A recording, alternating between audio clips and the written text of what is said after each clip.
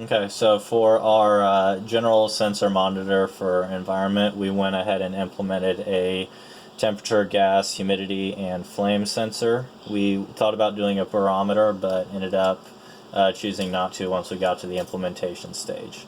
So here's the general board. Here's the line of sensors. Up here we have our temperature sensor back from the first project hooked up. I don't think it's moved since the first project. Right here we have just the LED to help us show if the board is on. And then along here we have a gas sensor, a humidity sensor, a humiditure, a flame sensor, and then here's the barometer.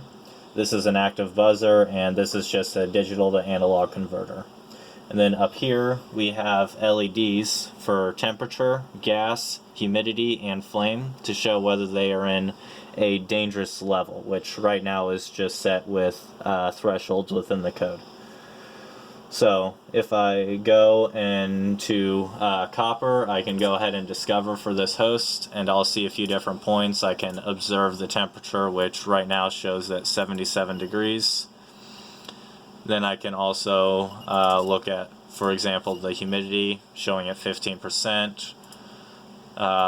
Flame, which the flame and the gas are values that are just analog values, but could be converted into, for example, gas would be parts per million. And there are equations to do that. So, just a general example of triggering a few of the alarms.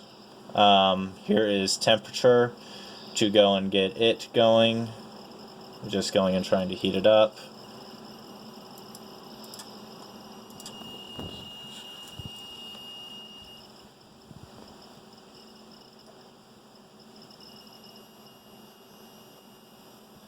There we go. So you see the LED came on, and this has a little light on it to show that it is sounding if you cannot hear it. It's a little light on the active buzzer, and the LED went on.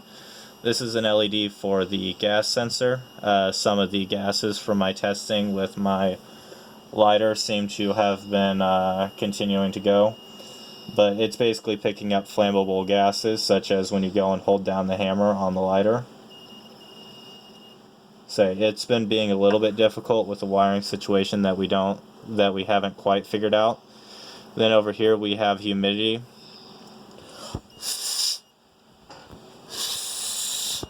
Which, blowing on it with my far more water vaporous breath will go and trigger the humidity for a minute. And then the flame is triggered with the infrared light given off by a flame, and as soon as it goes, it's off. And the barometer we ended up not being able to do because it uses a I2C interface, as does this analog to digital converter, which is what the gas and flame sensor are running on. And in order to duplicate it, it would have been a bit of extra work that we ran out of time for.